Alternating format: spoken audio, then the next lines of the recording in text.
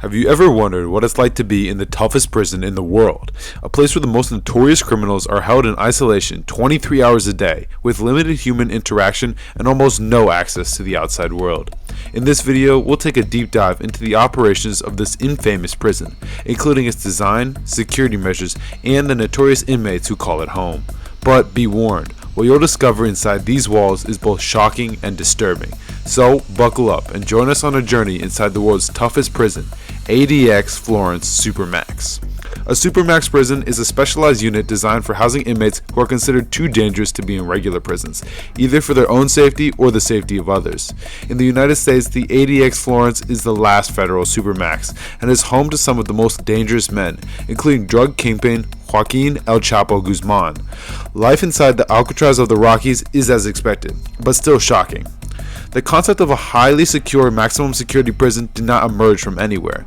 In 1983, two members of the Aryan Brotherhood fatally stabbed correctional officers inside the Marion Penitentiary.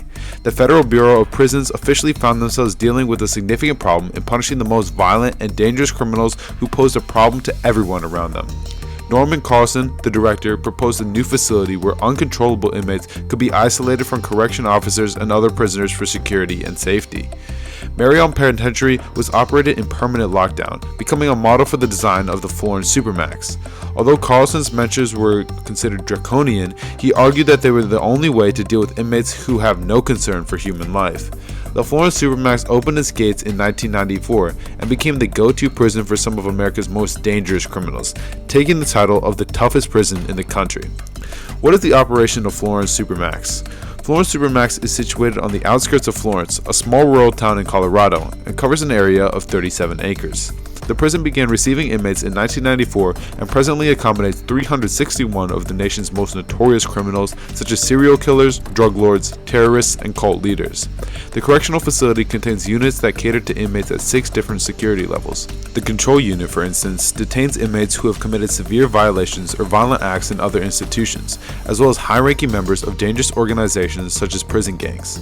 Additionally, there is the H unit, which houses terrorists or inmates with the special administrative measures placed on them, such as Umar Abdul Muttalib, the underwear bomber. The cells at Florence Supermax measure 75 square feet, slightly smaller than standard cells due to the lack of a shower. Inmates are escorted to the shower in each unit several days a week, but the routine can be disrupted. Moreover, the Special Housing Unit has Range 13, a 4-cell wing designed to provide the most stringent control for inmates with the greatest needs. It is necessary to have a particularly terrible record to be detained in this unit. As of 2022, only Thomas Silverstein, one of the most violent prisoners in the United States, and Ramzi Youssef, one of the key perpetrators in the 1993 World Trade Center bombing, were known to be held in this unit. The Florence Supermax facility has 2 intermediate units that accommodate step-down prisoners. These inmates have the opportunity to earn a transfer to another institution if they maintain good behavior during their stay. This is the only unit within ADX where inmates can secure themselves in their cell, move around their range, and socialize with other prisoners. In contrast, the general population units, namely Delta, Echo, Fox, and Golf units, offer an hour of daily exercise and phone calls to inmates who have earned the privilege. The prisoners exercise in a concrete pit that resembles an empty swimming pool but is designed to prevent inmates from determining their location within the facility. Good behavior can earn inmates additional time outside, even a transfer from the Supermax. The prison cells at Florence Supermax are deliberately designed to stifle inmates' freedoms and prevent them from causing harm to themselves or others.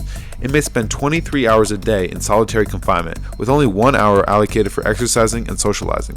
Each cell is a soundproof room with a 4-inch window and is equipped with a bed, desk, and stool constructed entirely from poured concrete.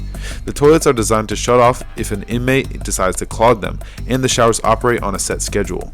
There is minimal entertainment available in these cells, with only a few inmates being granted the privilege of a radio or TV. The windows, measuring 4 inches by 4 feet, offer no view beyond the sky and the rooftops, preventing inmates from knowing their specific location within the complex. Life inside the Florence Supermax facility is solitary and isolating. Food is delivered directly to each prisoner's cell to eliminate the need for a mess hall. Visitors on a guided tour of the prison describe an eerie silence within its walls. Henry Schuster, a producer for the news program 60 Minutes, once commented on the oppressive environment of the Florence Supermax prison. Schuster said that a short period in one of the cells and a couple hours in the Supermax was enough to remind him of why he left high school a year early. The facility's walls can quickly make one feel trapped and confined. In the Florence Supermax, inmates have limited control over their daily nutrition.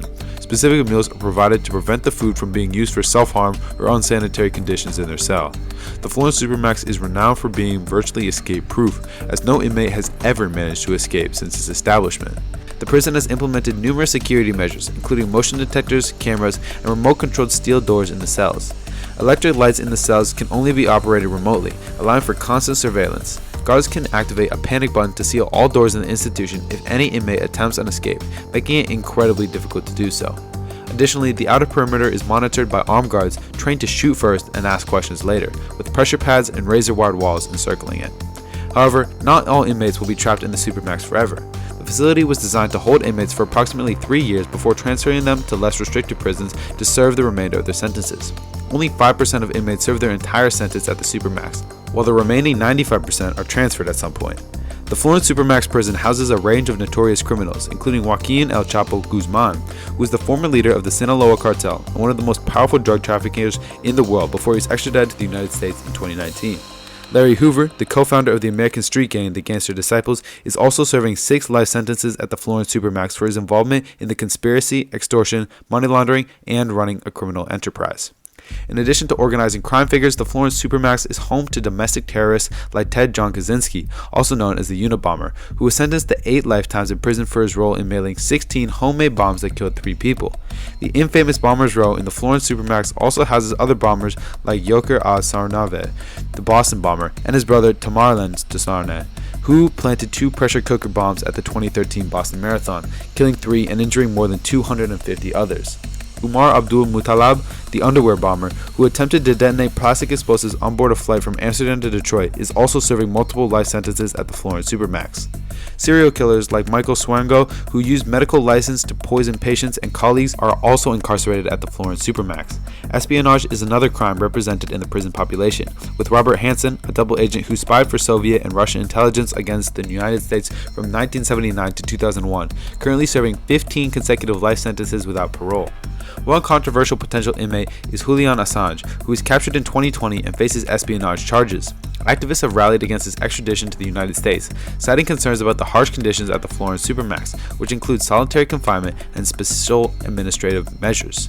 Rumors suggest that Assange is already in poor mental health, and being incarcerated at the Florence Supermax could exacerbate his condition.